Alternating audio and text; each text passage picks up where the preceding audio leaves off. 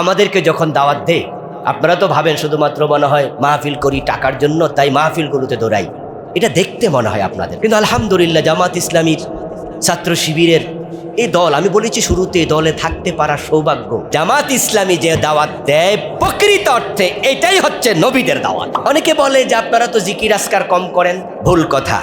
বরং ছাত্র শিবির জামাত ইসলামী যেই রোকন সিলেবাস পড়াইয়া, সাথী সিলেবাস পড়াইয়া আমাদেরকে সাথী বানাইছে, সদস্য বানাইছে, আপনাদের রোকন বানানোর জন্য আমরা বলছি রোকন হন। সেখানের মাঝে চরিত্র গঠনের মৌলিক উপাদান বইটা আছে না? সে বইতে আছে সার্বক্ষণিক দোয়া ও জিকির। আর বিএনপি ক্ষমতা আসার পর কি চাঁদাবাজি কমেছে না বেড়েছে? তো তাহলে মানুষ কি তাদের উপর খুশি হবে? দ্রব্যমূল্য কমেছে না বেড়েছে?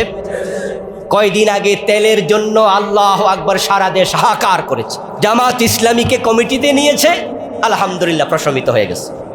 আমরা যারা ছাত্র শিবির থেকে এসেছি, অর্থাৎ আপনারা যারা শিবির করেছেন, তারা অনেকে ছাত্র জীবনে দাস পেয়েছেন।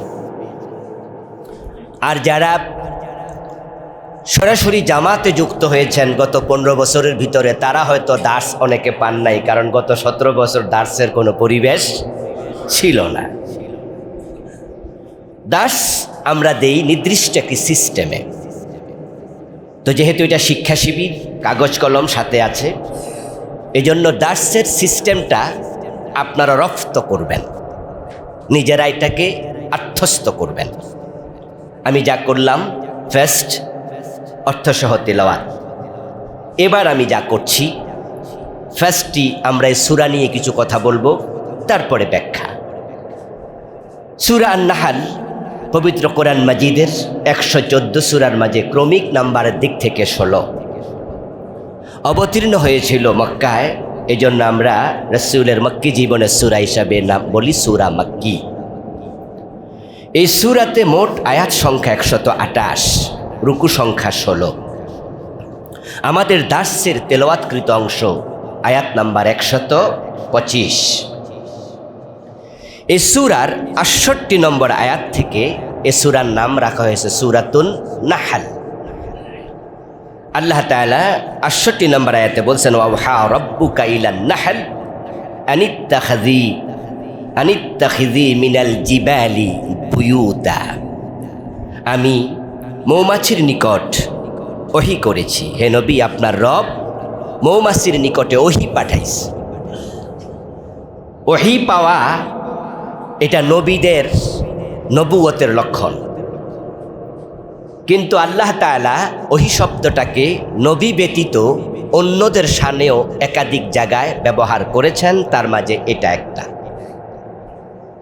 যে আল্লাহ শুধুমাত্র নবীদের কাছে ওহী পাঠান নাই, মৌমাছি নামে একটা ছোট্ট প্রাণীর কাছে আল্লাহ ওহী পাঠিয়েছেন। আসলে এই প্রাণীটা প্রাণী জগতের মাঝে অন্যতম সেরা প্রাণী, বরং মানুষ বাদ দিলে আমি বলবো দ্বিতীয় শ্রেষ্ঠ প্রাণী। মানুষ সবার সেরা। আর ফেরেশতাকুল বাদ দিয়ে যদি আমরা নিচের দিকে তাকাই, মৌমাছির মাঝে এত ভালো গুণ আছে, এতগুলো ভালো গুণ পৃথিবীর অন্য মাখলুকের মাঝে একসাথে আর নাই। এর মাঝে ঐক্যের গুণ আছে, আনুগত্যের গুণ আছে, উত্তম চরিত্রের গুণ আছে, যার কারণে মৌমাছি কখনো টয়লেটে নোংরা জায়গায় যায় না। মৌমাছি শুধুমাত্র ভালো জায়গায়, পবিত্র জায়গায়, মধু ফুল আছে যেখানে, মধু আছে যেখানে, মৌমাছি মিষ্টি দোকানে, গাছের উঁচু ডালায়, ভালো ভালো জায়গায় আপনি মৌমাছিকে পাবেন। টয়লেটে মৌমাছিকে আপনি কখনোই পাবেন না। যদি পান এটা ভুলে গিয়েছে, কারণ মৌমাছির চরিত্রই হচ্ছে ভালো জায়গায় যাওয়া। সম্ভবত 1974 বা তার কাছাকাছি সময়ে মাইকেল ভন ফ্রক্স নামে একজন ফরাসি বিজ্ঞানী মৌমাছি নিয়ে গবেষণা করে তিনি কিছু ঔষধ আবিষ্কার করাতে ওনাকে নোবেল প্রাইজ দেয়া হয়েছিল। উনার ওই গবেষণার মাঝে একটি গবেষণার দিক হচ্ছে, যদি কোনো মৌমাছি ভুলে ময়লায় যায়, তাহলে ওই মৌমাছিকে তার সতীত্বরা আর মৌসাকে জাগা দেয় না যে তোর চরিত্র খারাপ, তুই আমাদের মাঝে আর নাই। মানুষ যদি এমন হতো, যারা সুদ খায় তাদেরকে আমরা আর জায়গা দেব না আমাদের সাথে, যারা চাঁদাবাজ তাদেরকে আর জায়গা দেব না আমাদের সমাজে, যারা জুলুম করে তাদেরকে আর সমাজে মেম্বার বানাবো না, যারা খারাপ মানুষ তাদেরকে এমপি বানাবো না, পুরা মানব সমাজটাই ভালো হয়ে যেত। মৌমাছির মাঝে চরিত্র আছে, ঐক্যের শক্তি, তারা একা থাকে না। ওয়াতাসিমু বিহাবলিল্লাহি জামিয়া, আল্লাহ আমাদেরকে বলছে তোমরা ঐক্যবদ্ধ হও আমার কোরআন ধরার ক্ষেত্রে।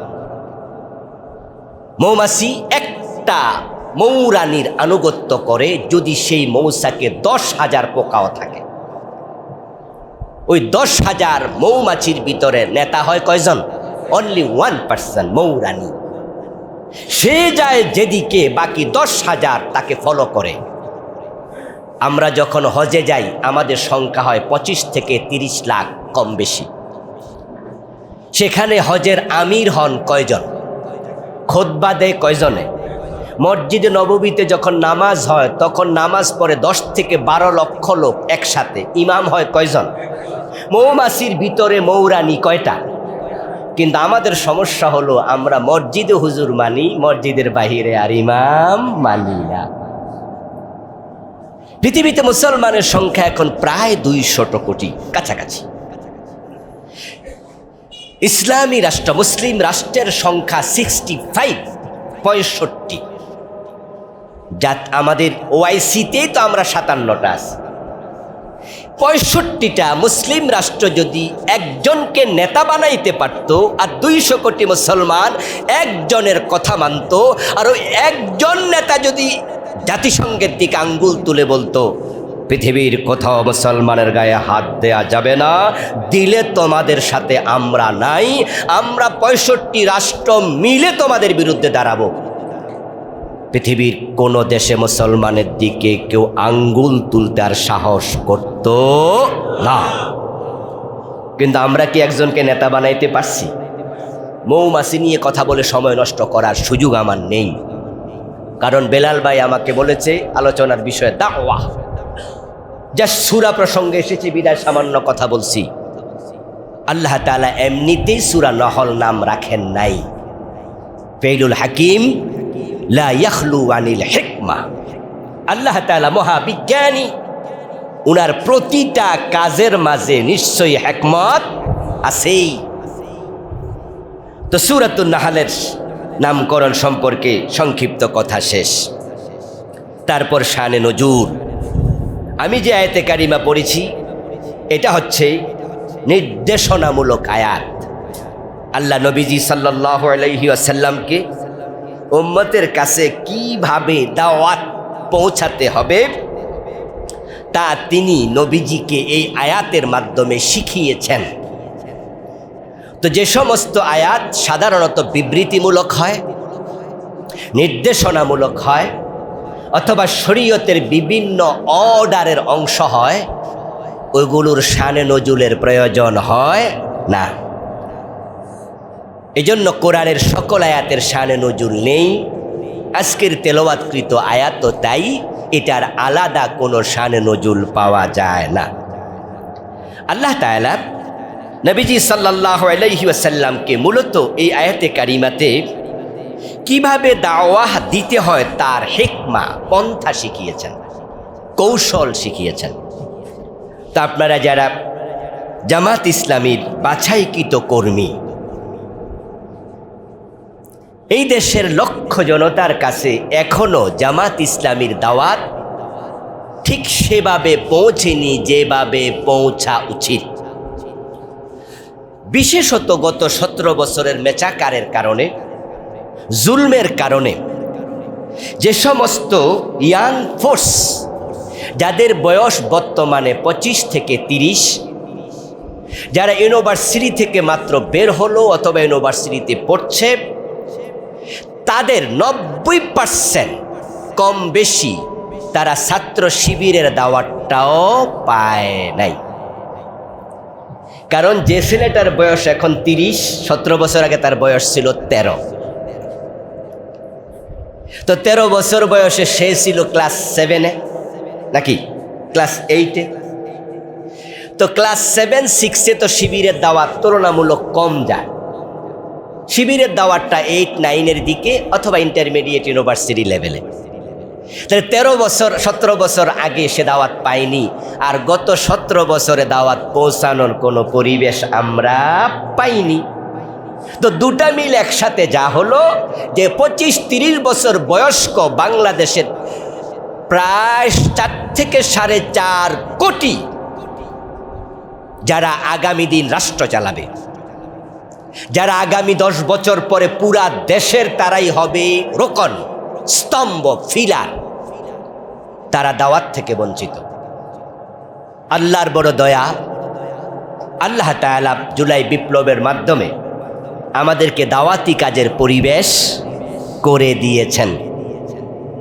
এখন আমরা যদি জামাত ইসলামীর নাম রাস্তায় গেঞ্জি খুলে বুকে লিখে দাঁড়াইয়া থাকি, আমাদের সাথে চোখ রাঙিয়ে কথা বলার সাহস বাংলাদেশে কারো আর নেই।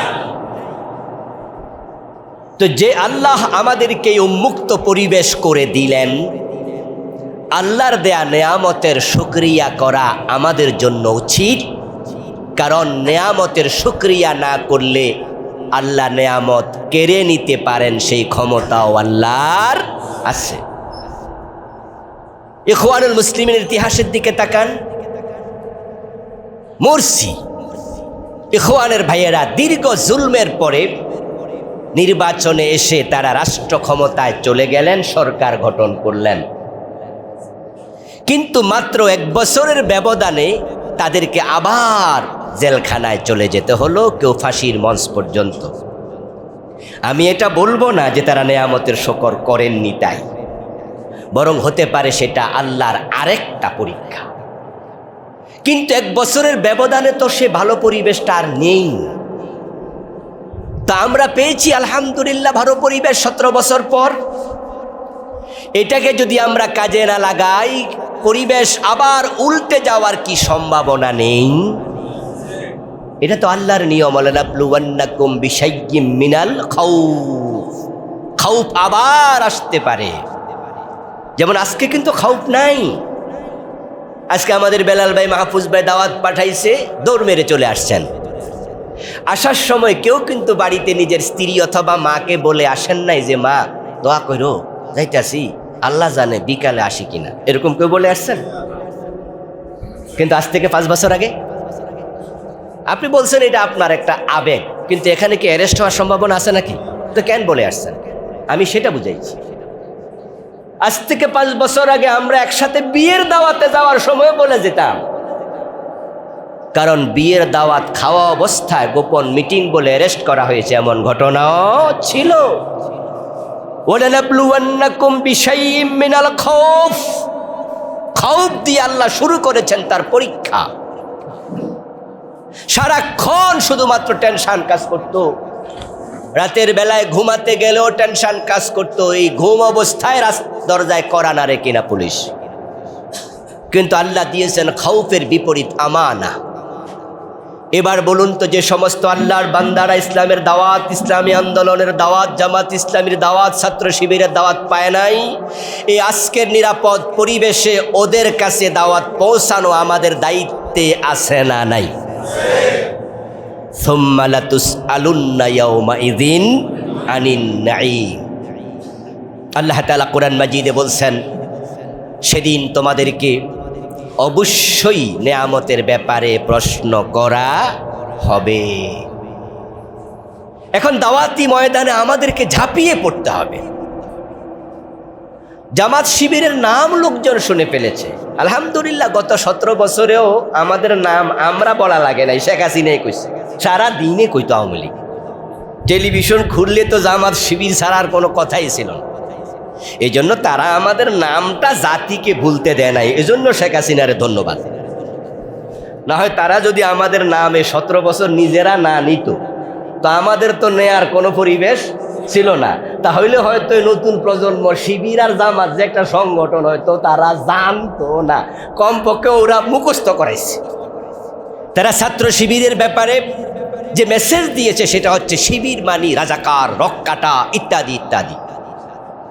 আমার প্রিয় ভাইয়েরা, এখন এই জাতির কাছে যারা মূল মেসেজ পেয়েছিল, আমাদের প্রকৃত চরিত্র ওদের কাছে তুলে ধরা দরকার নেই, না হয় পরিবর্তন আসবে কিভাবে? সে দায়িত্বটাই ছাত্র জামাত ইসলামীর এই বাছাইকৃত কর্মীদের ঘাড়ে সবার আগে। এই জন্য আপনাদেরকে দিনব্যাপী প্রশিক্ষণশালায় উপস্থিত করা হয়েছে। এই দায়িত্ব আমাদের পালন করতে হবে কেন? এই দাওয়াতি কাজ আমাদের করতে হবে কেন? আমাদের কি আর কামকাজ নাই খাইয়া? কিছু কিছু ভাই বলে যে ভাই তোমরা কি মানুষ, দইরা জেলে দেয়, পরে জেল থেকে বাইরে আবার মিছিলে চলে যাও। মেরে রিমান্ডে নিয়ে হাত পা ভাঙা দেয়, পরে আবার দেখি ল্যাংরাইতে ল্যাংরাইতে মিছিলের সামনে। কি এক আশ্চর্য দল তোমরা করো। কয়দিন আগে একজন বিএনপি নেতা বলেছে জামাত হলো আফিম তুল্য, নাউজুবিল্লাহ। এই কয়দিন আগে বুলু ভাই, হ্যাঁ আমাদের কি বুলু জানি, আল্লাহ মাফ করুক ওনাকে, উনি বললেন জামাত নাকি আফিম। আফিম মানে হলো ড্রাগ, নেশা। কি বুঝাইতে চাইলেন? বুঝাতে চাইলেন যে এই দলে যে একবার গেছে সে এখান থেকে আর, যেমন যারা নেশাগ্রস্ত ওদেরকে কিন্তু নেশা থেকে ফেরানো খুবই কঠিন, এবং এটা বাস্তব। তাই দেখবেন যে বিভিন্ন জায়গাতে মাদক নিরাময় কেন্দ্র আছে, মাদকাসক্ত নিরাময় কেন্দ্র। আমি এমন ঘটনা নিজে জানি, 2 বছর লাগাতার, 1.5 বছর লাগাতার ওখানে রাইখে চিকিৎসা দিছে। মদ খাওয়ার পরিবেশ থেকে ভিন্ন জায়গায় নিয়ে কিভাবে তাকে মাদক থেকে মুক্ত করা যায়, যেন কোনো সঙ্গ দোষে আর নষ্ট না হয়। 1.5 বছর পরে ছাড়ছে, 6 মাস পরে শুনছি এটা আবার মদ খাওয়া শুরু করছে। এক বাবা আমার কাছে অভিযোগ করেছে, আমার ছেলেকে নিয়ে কি করি বলেন। তো উনি বুঝাইতে চাইল যে ড্রাগ অ্যাডিক্টেড যারা হয়ে যায় তাদেরকে যেমন ড্রাগ থেকে দূরে রাখা যায় না, একবার জামাত করতে পারলে হেরে আর সরানো। এই জন্য আমাদের এবি পার্টির মজিব ভাই ছাত্র শিবিরের কেন্দ্রীয় সভাপতি ছিলেন। এখন উনি কত জায়গায় যে কইছে যে আমার শিবিরের সাথে আমি আর নাই, কিন্তু ওরা আলগাত বইয়া গল্প করে, বিশ্বাস করো না। ওরা আমাদেরকে, আমাদের ভাইদেরকে নিয়ে গল্প করে, বলে, মন্তব্য করে যে একবার শিবির করছে, হেরে যতই সইলা যাক বিশ্বাস করা যাবে না, কারণ তার ফেডের ভিতরে শিবির থাইকা যায়। হ্যাঁ, আমি বলি 100% সত্য কথাই তারা বলছে। এর কারণ কি জানেন? কারণ যে ব্যক্তি একবার জামাত এবং শিবিরের টাচে আসে, আমাদের সাথে 2 দিন, 5 দিন, 10 দিন, 1 মাস, 2 মাস, 6 মাস, বছর যদি চলে, তাহলে তার অন্তরে একটা ধারণা আল্লাহ তৈরি করে দেন, তৈরি হবেই যে মানুষগুলো ভালো মানুষ,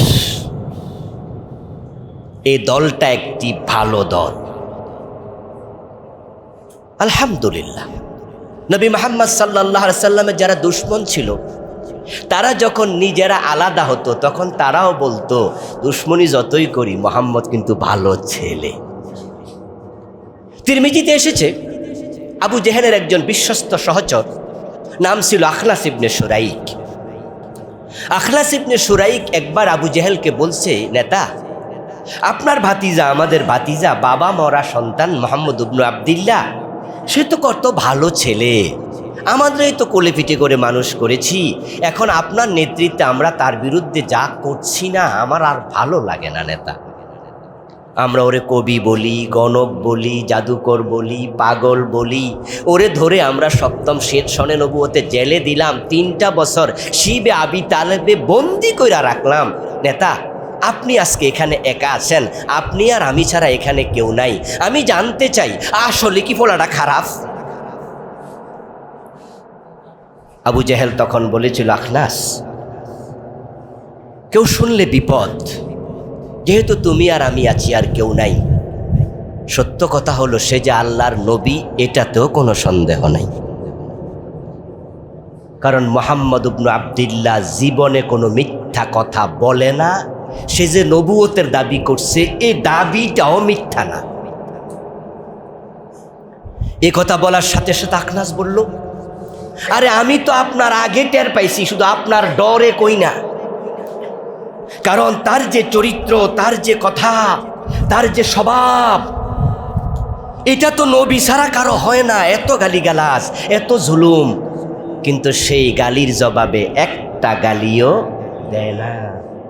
কি বিস্ময়কর ছেলে। তবে আপনি আপনারে ভয় পাই তো, আপনি তো নেতা, এই জন্য আপনার মুখ দিয়ে শুনতে চাইছি। তাহলে চলেন একসাথে গিয়ে তার কথা শুনি, মানি। আবু জাহেল বলল, আখনাস থাম বেটা, এই বুদ্ধি তোর থাকলে তুই তো সমাজের লিডার হতি, আর আমি হতাম না তো। এখন যদি মুহাম্মাদের আনুগত্য করি তাহলে নেতৃত্ব আমার হাতে আর থাকবে না। সমস্যা তো নেতৃত্ব। আল্লামা সাইদি যে দর্শক না, এটা শেখ হাসিনাও জানে। যে বিচারক উনার ফাঁসির রায় প্রথম দিয়েছিল, সে বিচারকও জানে উনি খুনি নয়, উনি যুদ্ধাপরাধী নয়। মতিউর রহমান নিজামী, উনার সাথেই তো শেখ হাসিনা একসাথে আন্দোলন করেছে, মুজাহিদ ভাইয়ের সাথে আন্দোলন করেছে বিএনপির বিরুদ্ধে। ওই আন্দোলন করতে গিয়ে এরকম গোল টেবিল মিটিংয়ে কতবার বসেছে, কাছ থেকে নিজামীকে দেখেছে, বুঝেছে। আমি আল্লাহর কসম করে বললাম, আমার কসমটা হ্যান্স হবে না, ভাঙবে না, কিন্তু কসম আমি করলাম না।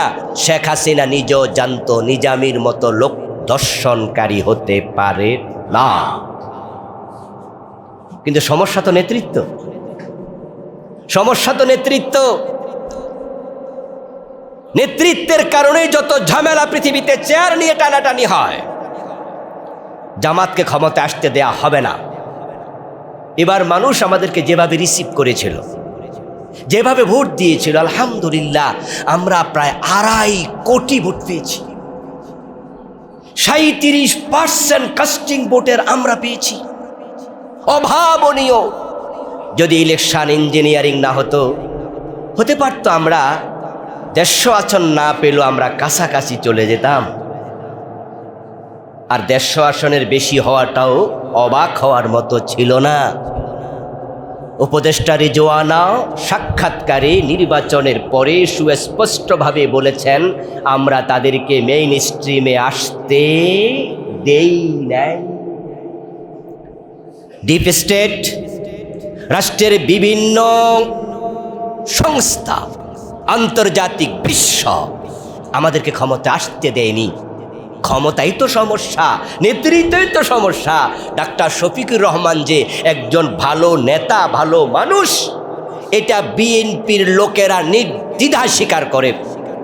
এবং আপনারা বর্তমানে স্পিকার হাফিজ সাহেবকে একাধিক জায়গায় বলতে দেখেছেন, একাধিক সাক্ষাৎকারে বলেছে যে উনার মতো ভালো মানুষ কয়জন আছে।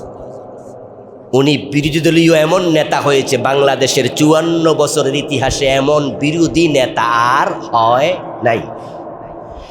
যতই ভালো বলুক, আমরা যদি এবার বলি হাফিজ সাহেব তাহলে ক্ষমতা একটু দেন 5 দিনের জন্য, রাজি হইব? কবে 1 মিনিটের জন্য না। আবু জেহেল বলছে, আখনাস সমস্যা তো নেতৃত্ব, মক্কা তো আমার হাতে। যেই মাত্র পড়ব লা ইলাহা ইল্লাল্লাহ, তখন তো মুহাম্মাদের হাতে সব ক্ষমতা চলে যাবে। আমাকেও তার কথাই মেনে চলতে হবে। এই জন্যই তো তাকে ভালো মানুষ মনে করার পরেও তার সাথে সম্পর্ক রাখি না, বিরোধিতা করি। আখলাস কথা বলছে আবু জেহেলের সাথে। তারা ভাবছে সেখানে মাত্র 2 জন, কিন্তু বলুন তো, 2 জনের মাঝখানে শোনার জন্য আরেকজন আছেন না নাই? তিনি কে? আল্লাহ তাআলা সাথে সাথে জিবরিলকে পাঠালেন। فإنهم لا يكذبونك ولكن الظالمين بآيات الله يجحدون। ও নবী, তারা আপনারে মিথ্যুক বলে আর আপনি মন খারাপ করে ফেলেন। আজকে এরা নিজেরাই কয় লা ইউকাযযিবুনাক, আপনি নাকি মিথ্যুক না, আপনি সত্যবাদী। তবে তারা গোপনে গোপনে কয় فإنهم لا يكذبونك ولكن الظالمين بآيات الله يجحدون। সমস্যা আপনার না, সমস্যা হলো আল্লাহর কোরআনের, আল্লাহর আয়াতের সমস্যা।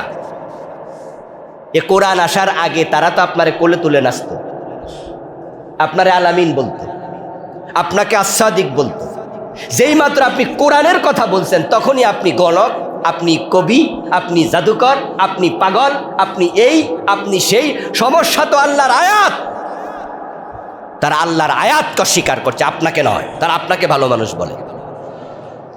জামাত ইসলামী যদি একামতে দ্বীনের দাবি থেকে সরে সাধারণ দলে পরিণত হয়ে যায়, তাহলে ওরাও আর জামাতের বিরোধিতা করবে না। সমস্যা হলো আল্লাহর আইনের কথা বলে কেন? আমার প্রিয় ভাইয়েরা, আমাদের প্রকৃত চরিত্র হচ্ছে একামতে দ্বীনের চরিত্র।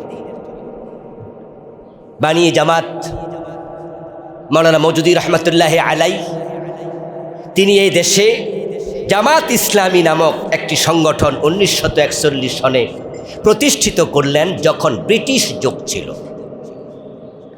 কারণ ব্রিটিশ যুগের সমাপ্তি হয় 1947, নাকি 47-এ ব্রিটিশরা দেশ দুই ভাগ করে চলে যায়। এর আগে তাদের যুগ ছিল, সে 1757 থেকে।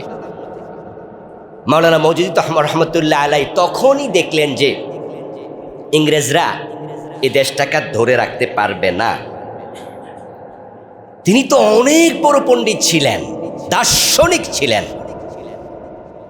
যদি আমাদের কিছু ভাই মাওলানা মওদুদী রহমতুল্লাহ আলাইহির নাম আসলে ওনারা পছন্দ করেন না, সহ্য করেন না, ওনার সমালোচনা সারাদিন করেন, এগুলো হচ্ছে হিংসা, হীনমন্যতা। অথচ এই লোকটা এত লিখেছে, আল্লাহ আকবার, আল্লাহ আকবার। উনাকে বলা হয় যুবকদের স্বপ্নদ্রষ্টা, যুবকদের বিপ্লবী নেতা। ওনার লিখা তামাম দুনিয়ার ইখওয়ান বলেন, বাংলাদেশের জামাত ইসলামী শিবির, তামাম পৃথিবীর যত ইসলামী আন্দোলন আছে, সে তিউনিসিয়ায়, সে আফ্রিকায়, সব দেশে ওনার লিখা সমানভাবে যুবকদের কাছে সমাদৃত।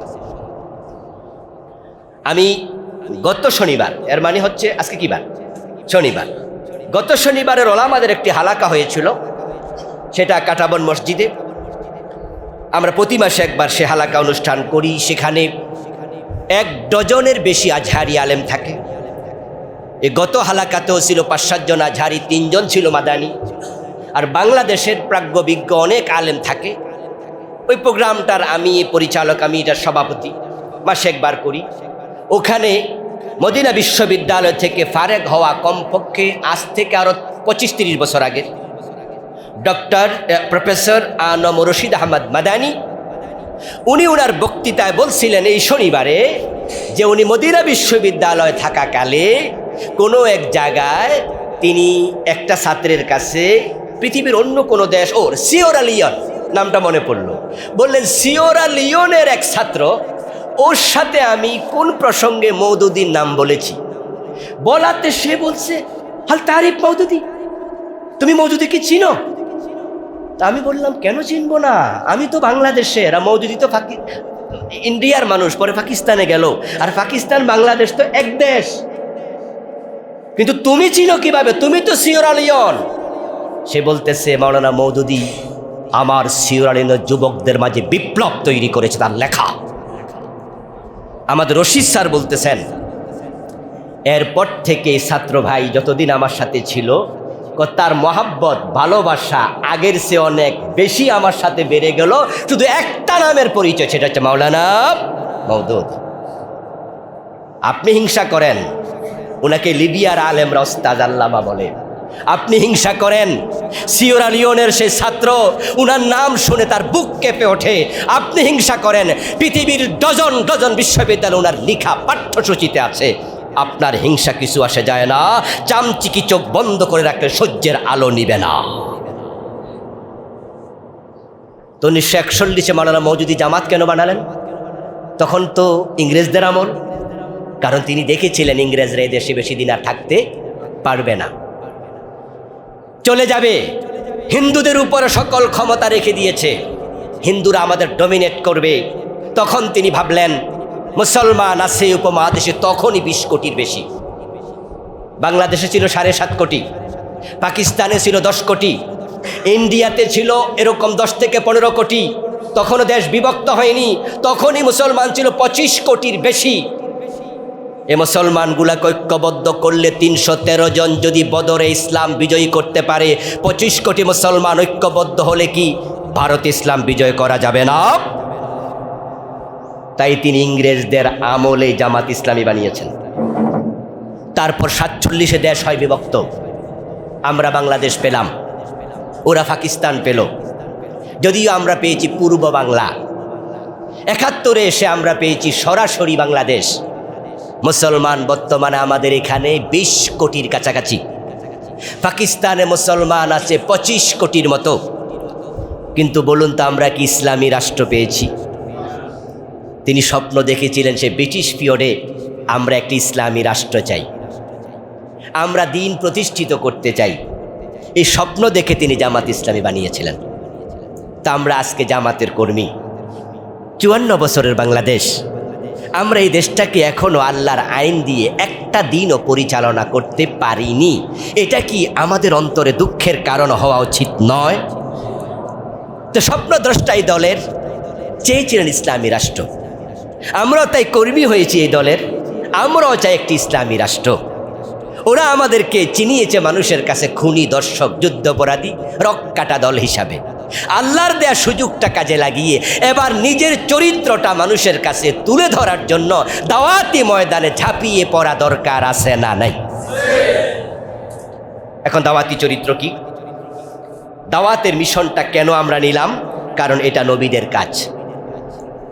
আল্লাহ তাআলা বলছে, ইন্না আরসালনাকা শাহিদাও ওয়া মুবাশশিরাও ওয়া নাযীরা ওয়া দাঈয়ান ইলাল্লাহ বিইযনিহি ওয়া সিরাজাম মুনীরা। হে নবী, আমি আল্লাহ আপনাকে দায়ী বানিয়েছি। তাহলে দাওয়াতি কাজের চরিত্র এটা নবুয়তের চরিত্র। জমিনে কি আর কোনো নবী আসবেন? কোনো সুযোগ আছে, সম্ভাবনা আছে? সে দায়িত্ব পালন করার আমাদের ঘাড়েই দেয়া হয়েছে। সে দায়িত্ব পালন করার দায়ভার আমাদের কাঁধে। এই জন্য আপনারা যারা আপনাদের এলাকার লোকদের কাছে জামাত ইসলামী দাওয়াত নেবেন, ইসলামী আন্দোলনের দাওয়াত দেবেন, কোরআনের দাওয়াত নিয়ে যাবেন, আপনার মাথায় থাকবে এটা নবুয়তের মিশন। আমি এই কাজ করছি, এটা নবীওয়ালা কাজ। তাবলীগের ভাইয়েরা কিন্তু বলে, তাবলীগের ভাইয়েরা তাদের দাওয়াতি কাজকে বলে নবীওয়ালা কাজ। আমরা তাদেরকেও ধন্যবাদ জানাই যে তারা তাবলীগের দাওয়াতি কাজ করছেন।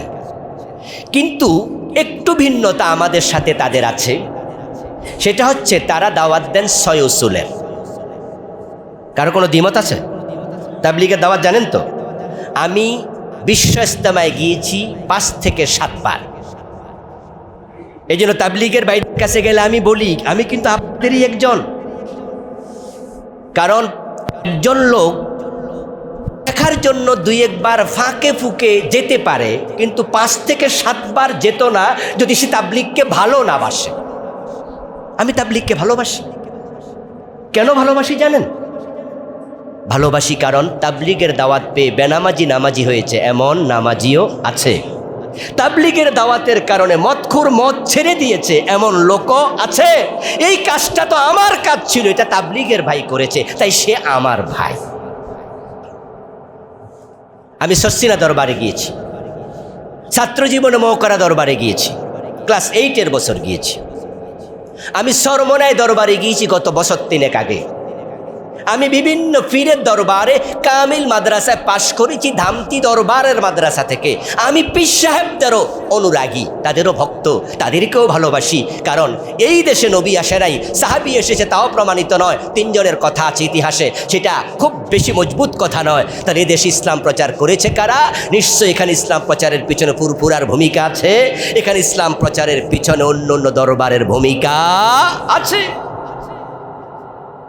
এই জন্য আমি পীর সাহেবদেরকে ভালোবাসি, আমি তাদেরও একজন। কিন্তু তাদের সাথে আমার চিন্তার একটু ভিন্নতা আছে। পীর সাহেবরা দাওয়াত দেয়, তাদের দাওয়াতের মূল লক্ষ্য হলো জিকির, আজকার, তাসাউফ, আত্মসংশোধন। কিন্তু পীর সাহেবের দাওয়াতের সাথে একামতে দিনটা যোগ যদি হয়ে যেত, তাবলীগের 6 উসুলের সাথে যদি চোর ধরে হাত কাটো, ডাকাত ধরে শুলে দাও, জেনা করলে পাথর মারো, মদ খাইলে 180 বেত লাগাও, জমিন যার আইন চলবে শুধু আল্লাহর, যদি পীর সাহেবরা তাবলীগের ভাইয়েরা তাদের দাওয়াতের সাথে এগুলো মিশিয়ে দিতেন, তাহলে এটাই হতো 100% নবুয়তের দাওয়াত। কিন্তু 6 উসুল পর্যন্ত থেমে গেলে তো হবে না, তাসাউফ পর্যন্ত থেমে গেলে হবে না। আমার রাসূলের দাওয়াত কি শুধুমাত্র জিকির আজকার পর্যন্ত সীমাবদ্ধ ছিল? যে কোরআনের দাওয়াত আমরা দিচ্ছি সে কোরআনে জিকিরের কথা আছে, সালাত কায়েমের কথা আছে, সেখানে চোর ধরে হাত কাটার কথা আছে না নাই? আপনার দাওয়াতে সবটাই থাকতে হবে। আমি বাংলাদেশ জামাত ইসলামী কেন করি? এই জন্যই বাংলাদেশ জামাত ইসলামী করি যে তাদের দাওয়াতের মাঝে জিকিরও আছে, তাদের দাওয়াতের মাঝে সালাতও আছে, তাদের দাওয়াতের মাঝে আল্লাহর জমিনে আল্লাহর আইন কায়েমের কথাও আছে। আপনাদের কাছে আমার জিজ্ঞাসা, ইসলাম কি আংশিক ধর্ম না পরিপূর্ণ ধর্ম? তাহলে দাওয়াতটা কি আংশিক হবে না পরিপূর্ণ হবে? আছে আছে আছে, সাক্ষী দেন, আছে কিনা? তো ছাত্র শিবির তো এটা শিখায়, জামাত তো এটা শিখাচ্ছে, সার্বক্ষণিক দোয়া ও জিকির। তো নাই বললো কি? তবে হ্যাঁ, আমরা আপনাদের মতো হয়তো তাসবির দানা কম গণি, আমরা হাতে গণি। আমরা আপনাদের মতো হয়তো বাদ ফজর মসজিদে কম বসে থাকি, আমরা তখন ঘরে গিয়ে আমরা কোরআন অধ্যয়ন করি, আমরা দাওয়াতি কাজে বের হয়ে যাই। এই জন্য আপনারা গোল হয়ে বসে সুবহানাল্লাহ লা ইলাহা ইল্লাল্লাহ জিকির করছেন, ভাবছেন আপনারাই শুধু জাকিরিন, আপনারাই শাকিরিন, অন্য কেউ না, মোটেও না। জামাত এবং শিবির সার্বক্ষণিক জিকিরের কথা বলে, দোয়ার কথা শিখা, সাথে আমরা শিখাই আবার জমিন যার আইন চলবে শুধুই তার। এটা কিন্তু আপনারা অনেকে শিখান না। ইসলাম তো পরিপূর্ণ ধর্ম। এজন্য নবী মুহাম্মদ সাল্লাল্লাহু আলাইহি সাল্লামের শিখানো পুরা ইসলাম উদখুলু ফিস-সিলমি কাফা। ঠিক এই দাওয়াতটা কর্মী হিসাব আপনি দেবেন, নবুয়তের মূল দাওয়াত। আর এই দাওয়াতি কাজ যদি আপনি করেন, আল্লাহর বক্তব্য কি জানেন? ওমান আহসানু কাওলাম মিম্মান দাআ ইলাল্লাহ ওয়া আমিলা সালিহান ওয়া ক্বালা ইন্নানি মিনাল মুসলিমিন। এই কথার চেয়ে সেরা কথা আর হতে পারে না। এটা শ্রেষ্ঠ কাজ। আলহামদুলিল্লাহ, আপনাদের আজকের এই প্রোগ্রামে দাস দেওয়ার জন্য ঢাকা থেকে চলে এসেছি। অন্য কোনো কর্মসূচি আমার আজকের এই সফরে নেই। যদিও রাতের বেলা আমার প্রোগ্রাম হলো কিশোরগঞ্জে, পাকুন্দিয়া চলে যেতে হবে এখান থেকে। গতকাল ফজরের নামাজ পড়ে চলে গিয়েছি উত্তরখান, ওই টঙ্গীর কাছে। সকাল 7টা থেকে রওনা দিলাম, সেখানে ছিলাম 10টার কাছাকাছি পর্যন্ত। সাংগঠনিক প্রোগ্রাম ছিল, অন্য কোনো কর্মসূচি ছিল না। তারপর জুমা পড়ে আর ফিরি নেই, এখানে বাসায় চলে আসছি এখান থেকে আপনাদের। ঠিক যারা আমার মতো জামাত করে না, আমার মতো ছাত্র জীবনে দাওয়াত পায়নি শিবিরের, তারা হয়তো বক্তা 6 মাস মাহফিল করে, বাকি 6 মাস ঘরে বসে থাকে। কিন্তু আমরা বাকি 6 মাসও দাওয়াতের ময়দানেই থাকি। এখানে কোনো শ্রম নাই, মানে পারিশ্রমিক নাই, শুধু লিল্লাহ, শুধু লিল্লাহ।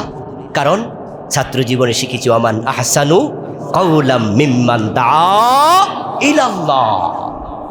এর চেয়ে সেরা কথা আর নাই যে তুমি আল্লাহর দিকে মানুষকে ডাকবে, আল্লাহর দিকে মানুষকে ডাকবে। এই জন্য আপনারা যারা আমার সামনে আছেন, ঘরে বসে থাকার সুযোগ আর নেই। আল্লাহ এবার আমাদেরকে 68 আসন দিছে। আমরা হয়তো আর একটু বেশি প্রত্যাশা করছিলাম, কিন্তু যতটুকু পেয়েছি, নির্বাচনের দিন রেজাল্ট পেলাম রাতে, পরদিন সকালবেলায় আমার স্ট্যাটাস ফেসবুকে এখনও আছে, মুছি নেই তো, যারা আমার সাথে ফ্রেন্ডশিপে আছেন দেখবেন, নির্বাচনের দিন রেজাল্টের পরের দিন আমি লিখেছি, প্রাপ্তির শুকরিয়া করুন, নেয়ামতের নাশকরি করবেন না, যা পেয়েছেন তাতে আলহামদুলিল্লাহ বলুন। আল্লাহর কাজের মাঝে হিকমত আছে, হতে পারে 68 আল্লাহ চেয়েছেন, আমরা এতেই খুশি। আমি এটা লিখেছিলাম নির্বাচনের পর দিন। এবার শোনেন, রমাদানে আমির জামাতের সাথে সাক্ষাৎকারের জন্য ওনার বাসায় গেলাম, আমরা 10 জন আলিম। উনি রাতে 10টায় আমাদের সময় দিলেন।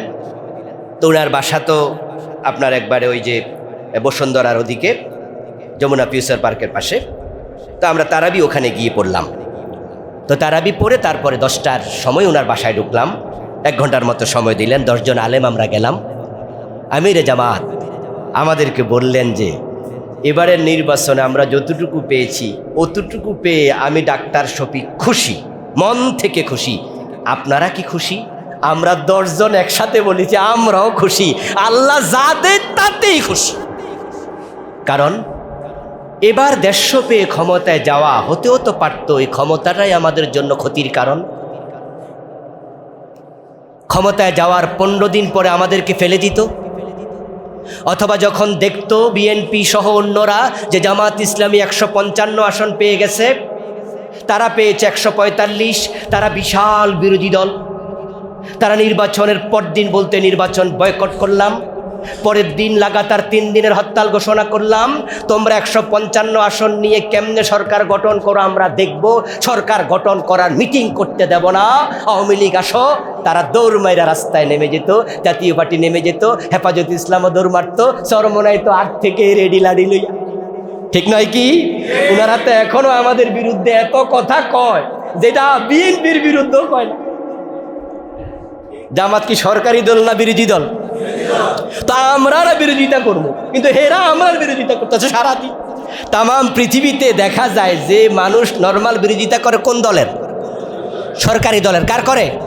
কারণ সরকার যখন ক্ষমতায় থাকে তখন মানুষ সবাই হয়ে যায় বিরোধী দল। না পাইলে বিরোধী দল, পাইলে খুশি, না পাইলে কই সরকার এটা কি করে। এই জন্য নিয়ম হলো সরকারের বিরোধিতা করে মানুষ, কিন্তু চরমোনার ভাইয়েরা সারাদিন বিএনপির বিরোধিতা করে না জামাতের। মানে এরা দায়িত্ব নিছে যে আমরা বিরোধী দলের বিরোধিতা করব।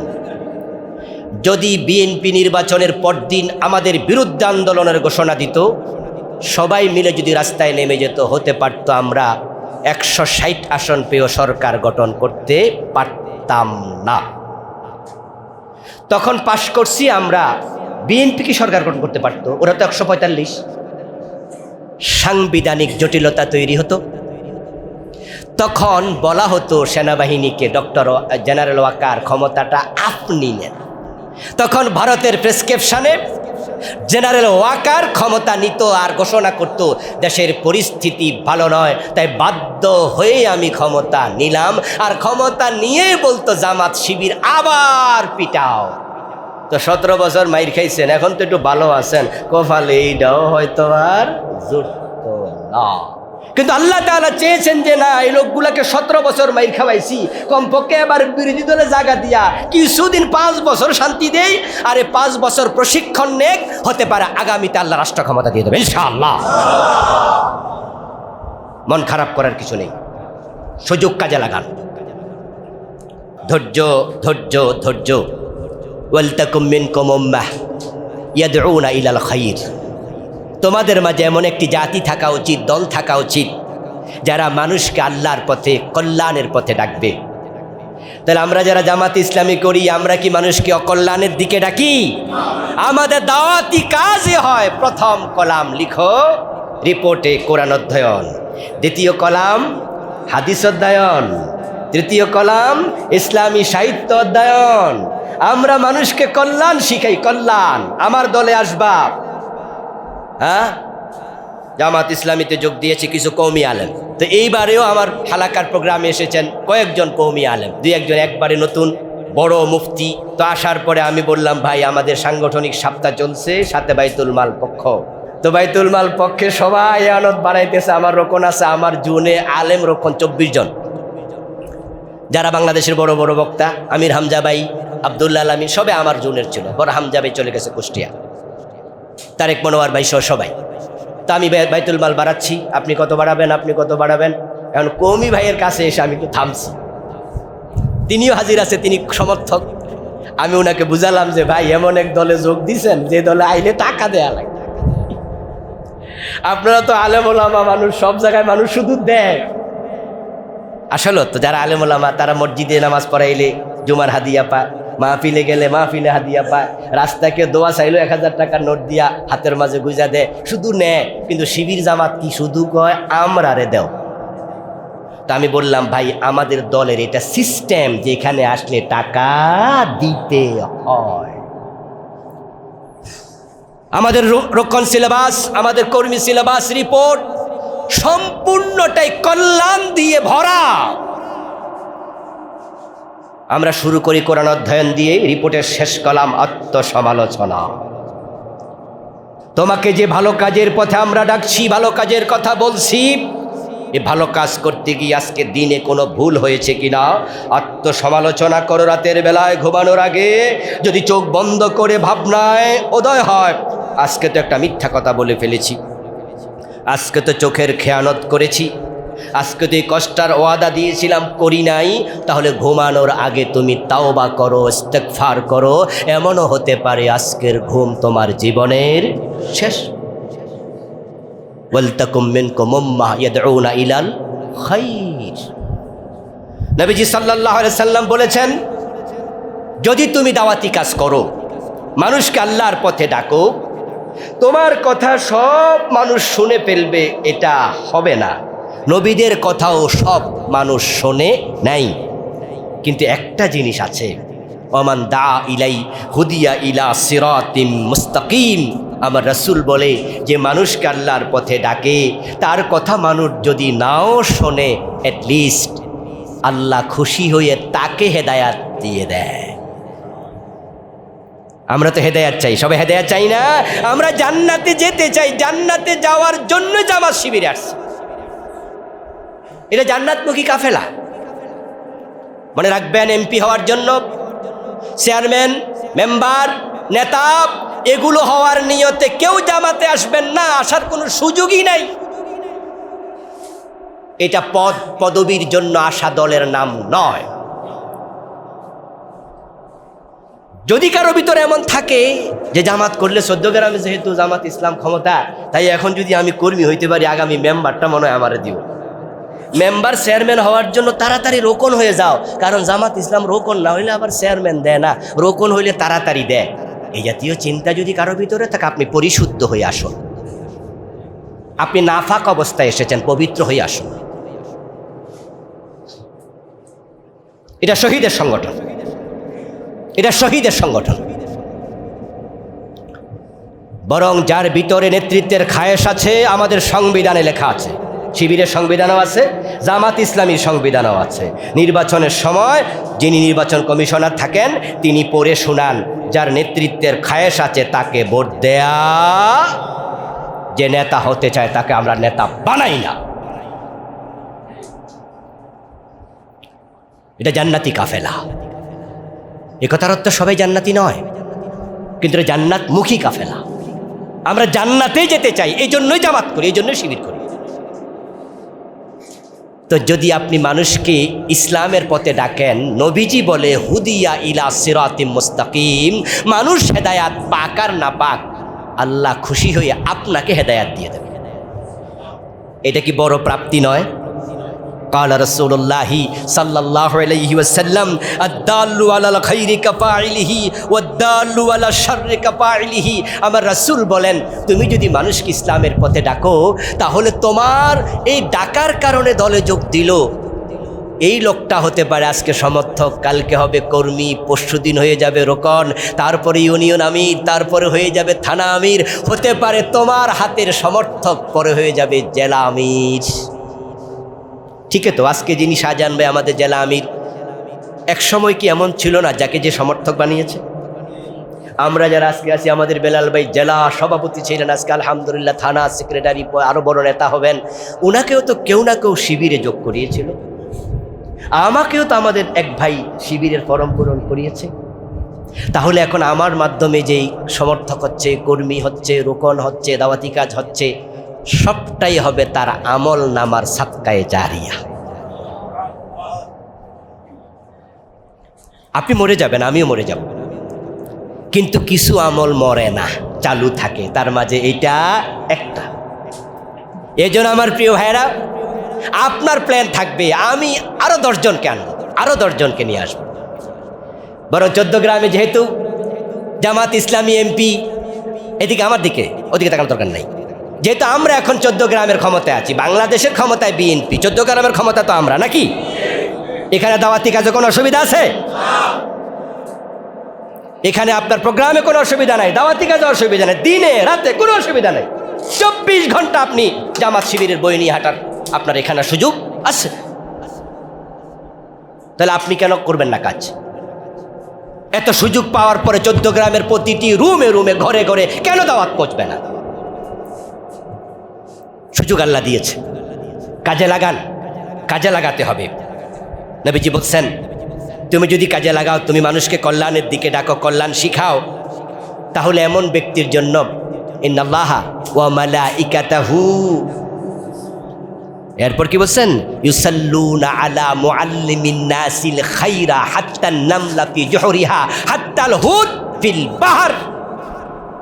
নবীজি বলছেন, যারা মানুষকে ভালো কাজে শিখায়, ভালো কাজে ডাকে, তাদের জন্য আল্লাহ রহমত নাজিল করে, ফেরেশতারা ইস্তেগফারের দোয়া করে, ইভেন গর্তের পিপেলিকা সমুদ্রের মাছ পর্যন্ত দোয়া করে। এই জন্য ভালো কাজগুলো করুন, দাওয়াতি কাজ করুন। এখন দাওয়াতি কাজ করবেন কিভাবে? বিল হিকমা, হিকমতের সাথে। দাওয়াতি কাজের কিছু কৌশল আছে, হিকমত আছে। হিকমত, মানুষ বলে এলেম যদি হয় 3 মণ, হেলেম হওয়া লাগে 5 মণ। অনেকে আছে কথা জানে কিন্তু কথাটা কিভাবে বলা উচিত সেটা বোঝে না। এই হিকমা না থাকার কারণে তার কথা ফলপ্রসূ হয় না। আজকে টিসিতে আসছেন, সারাদিন থাকবেন, আমার পরে আলোচকরা আলোচনা করবে, আপনাদের আলোচনা শুনতে শুনতে মনে জজবা তৈরি হবে এবং মনে হবে যে ঠিক আছে, কাল থেকে জামাত ইসলামের এমন কাজ করবো। তা আপনি কোনো একজন হুজুরের কাছে গেলেন, যাওয়ার পরে মসজিদের ইমাম, উনার কাছে যাইয়ে আপনি বলা শুরু করলেন, হুজুর শুনে আসছি যদি জামাত না করেন তাহলে ব্যস্ত পাবেন। হইল কথাটা? এত আবেগ আপনার তৈরি হওয়া তো ভালো না। কারণ আপনার তো বোঝা উচিত যে আমি যার কাছে কথা বলছি তিনি আমার মসজিদের ইমাম, তিনি আমারও ইমাম। হয়তো তিনি জামাত করেন না, না করাটা এটা তার কমতি, কিন্তু তাই বলি কি আমি তাকে যাই বলবো যে জামাত ইসলাম করবেন না, একামতে দিন করবেন না, ব্যস্তই পাইবেন না? উনি কি হিটেড হবে না? শকড হবে না? আহত হবে না? আচ্ছা, উনি আপনার আর সামনের কথা কোনার শোনার মতো কোনো মন থাকবে? তো আপনি কি করলেন এটা? বরং আপনার তো উচিত উনার কাছে যদি যাওয়ার পরে আপনি সুন্দর করে সালাম কালাম দিয়ে বসে যে হুজুর আপনারা তো বড় আলেম, আমরা তো ইসলাম আপনাদের থেকে শিখব। এখন আলহামদুলিল্লাহ আপনি তো আমাদের মসজিদে খুতবা দেন প্রায় 6 বছর ধরে। হুজুর আপনার আলোচনা শুনে তো মন্ত্রমুগ্ধের মতো তাকাই থাকি, কত সুন্দর জিকিরের ওয়াজ, নামাজের ওয়াজ আপনি করেন। হুজুর 2-1 দিন কি জেহাদের ওয়াজ করা যায় না? হুজুর আমার মনে হয় এই ওয়াজটা করলে আমাদের উপকার হইতো। আর আপনার তো আল্লাহ এলেম দিছেই, কোরআনে তো জেহাদের কথাও আছে। আর যেহেতু 14 গ্রাম এখন জামাত ইসলাম ক্ষমতায়, এখন জেহাদের ওয়াজ করলে আপনারা কেউ আক্রমণ করবে এই সাহস কারো আর নাই। আর আমরা তো আছি। হুজুর আপনি একটু একামতে দিনের ওয়াজও করেন। কি কন হুজুর, কি কন হুজুর? দেখবেন যে হুজুর কইবে যে না কথা ঠিক ভাই, কইছি না তো আগে আওয়ামী লীগ ক্ষমতায় আসছিল, জান ঠিক আছে কমুনি, এটার নামে দাওয়াত। আপনি সরাসরি উনারে যাইয়া জামাত ইসলামের দাওয়াত দেওয়ার কোনো দরকারই নাই। উনারে